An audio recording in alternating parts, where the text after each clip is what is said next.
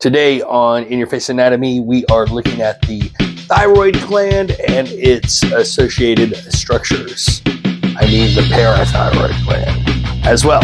So, here we go.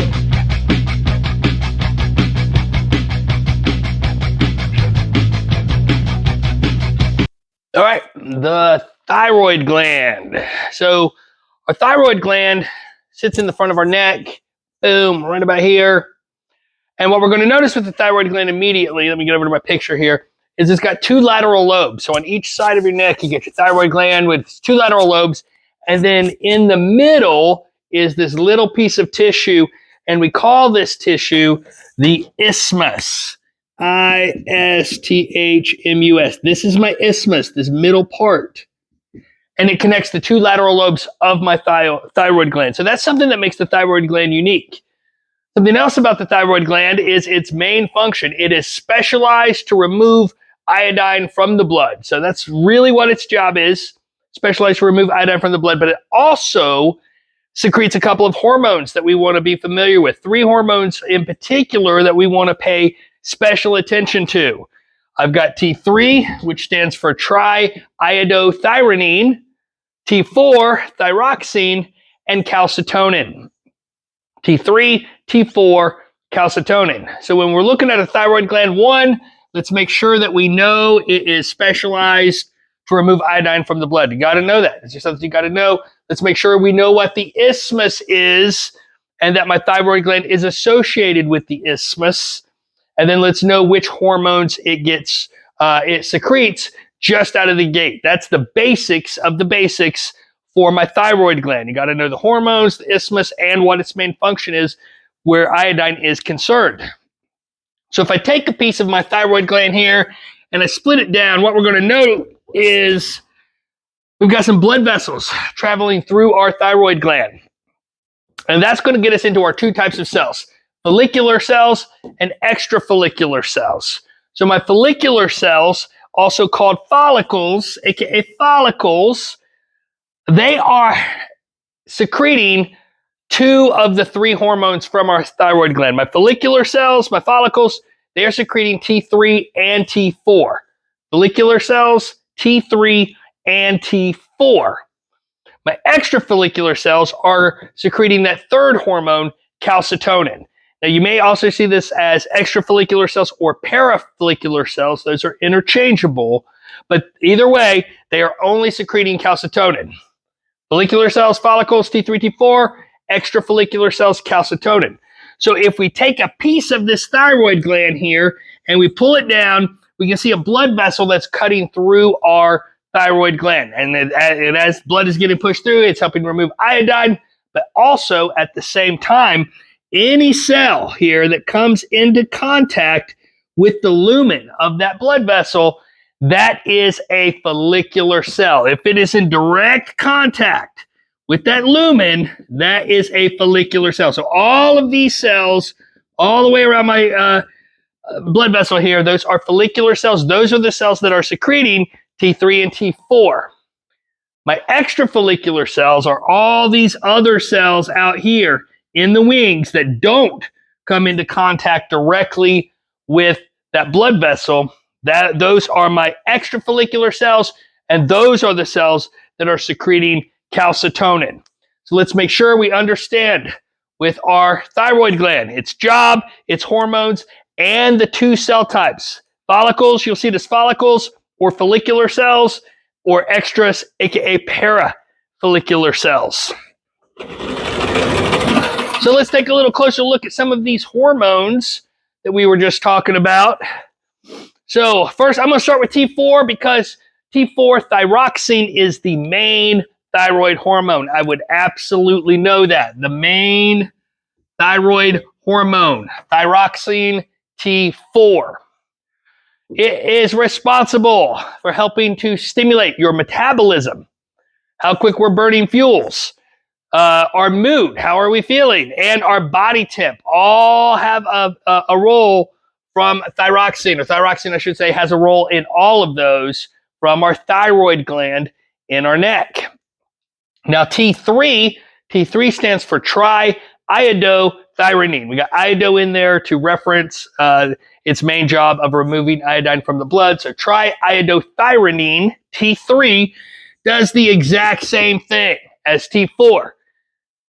They both do the same thing. T3 and T4 do the exact same thing, but T3 does it 5 times better. T3 does it 5 times better than T4 does, but T4 is easier to make, so that's why it is the main thyroid hormone. And remember, those two, T3 and T4, these are from my follicles or my follicular cells. That's what's secreting these. Calcitonin, now, when you see calcitonin, I want you to think calcium N. That's just kind of my little hack. Calcitonium, calcium N. Because what calcitonin from our extrafollicular cells, calcitonin takes calcium out of the blood and puts it into the bones. That way we can store it for later. And if we need it later, we can always pull it back out and put it back into the blood. But it helps maintain our blood calcium levels by taking the calcium out of the blood and putting it in the blood. So if we've got too much calcium, we're going to use calcitonin to grab it and put it in to the bones. So calcitonin, calcium in to the bones is kind of the rest of this. Calcium in to the bones. But we just say calcium in because calcitonin, calcium in. I wanted you to make that correlation just to help knock out some of these easier hormones to learn, because there's a bunch of them that we have got to go through. So those are our 3 types of hormones. Let's be able to distinguish them. Well, I would know what T3 stands for. I would know what T4 stands for as far as what is their real names. And I would absolutely know what each of these hormones do. That's huge. All right, so let's look and see what happens with some pathology. What if something goes wrong with our thyroid gland? So, first condition, hyperthyroidism, meaning our thyroid gland is acting too much. Remember, hyper means high. Think of like a hyperactive kid is high energy. Hyperthyroidism means we're secreting too much of our hormones. We're going to have too much thyroid hormone in our blood because we're just secreting too much of it.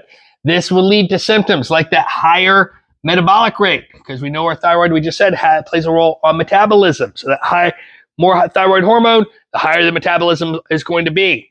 It will make us hyperactive, sensitive to heat, weight loss because we're hyperactive probably, and then protruding eyes and goiters are the kind of the characteristic signs that we will associate with hyperthyroidism, where our thyroid is doing too much.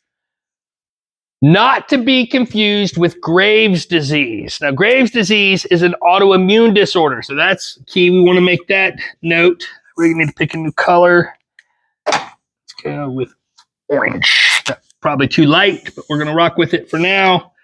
Graves' disease is an autoimmune disorder, meaning your body is attacking your thyroid gland. And in doing so, it's causing just kind of this whole adverse chain reaction of effects. So very similar to hyperthyroidism. So we're kind of in this class, and it actually resembles hyperthyroidism. It's easy to get mixed up, and it will often lead. It's the leading cause to hyperthyroidism. So Graves' disease will lead eventually to hyperthyroidism. We get exophthalmia, which is those big bulging eyes, and then we get a goiter as well, that swelling in the neck. And we'll take a look at some pictures of those. Hypothyroidism, where our thyroid doesn't produce enough of our thyroid hormones. It's just not doing enough. So that means we have a lower metabolic rate. We're moving slower now, sensitive to cold instead of heat, sluggish instead of hyperactive, weight gain, puffy appearance. Hypothyroidism is really the exact opposite of hyperthyroidism. And so that's our basic functions of the thyroid gland and some of the pathologies that go along with it. Now we're going to take the thyroid gland and we're going to flip it over and look at the back at our parathyroid glands. All right, now, my parathyroid glands, there are 4 parathyroid glands, and we find them on the back of my thyroid. So my thyroid is here in my neck. I turn around, boom. That's where on the back of my thyroid is where I'm going to get my 4 parathyroid glands. I kind of tried to draw it over here because it's a posterior view, so This is what it looks like from the back. There are my parathyroid glands. Now, when it comes to my parathyroid glands, there's only one hormone that we have to worry about, and that is parathyroid hormone. It does not get any easier than that. Your parathyroid gland secretes parathyroid hormone. There. Now, my parathyroid hormone is responsible for moving calcium out of the bones and putting it back into the blood. If we think a moment ago, we were talking about calcitonin, calcium in, or calcitonin from my thyroid gland takes calcium out of the blood and stores it in the bones. Well, PTH, parathyroid hormone, takes the calcium back out of the bones and puts it back in the blood. So it's really the opposite of calcitonin. And so how I always remembered it is I just pitted them against each other. I do parathyroid times calcitonin and put them in battle, because it's really this tug of war between the two that keeps our calcium blood ion concentration where we want it to be. It's this back and forth between parathyroid hormone and calcitonin. Keeps our calcium levels manageable. Now, what if something goes wrong with one of your parathyroid glands? Well, we've got two conditions. First, hyperparathyroidism. Hyperparathyroidism typically is caused by a tumor. So now we're making too much parathyroid hormone, too much PTH, and so now we're pulling too much calcium out of the bones and putting too much of it back into the blood, but that's going to increase our blood calcium levels. So that's a telltale sign that we've got something going on with our parathyroid gland. Hypoparathyroidism typically gets caused by an accidental surgical removal of one of the parathyroid glands, one or more, or they get injured. If they're working on your thyroid gland in surgery, they clip one of those parathyroid glands, it's shot at that point. So now we're not secreting enough PTH, so we're not moving enough calcium out of the bones and putting it back into the blood because my parathyroid gland has been compromised. So not enough calcium in the blood. Some of the symptoms that we associate with hypoparathyroidism, muscle cramps, and seizures are some of the characteristic signs that we get with that. So that is my thyroid and my parathyroid together in one video. That's how we do. You're welcome. Good luck.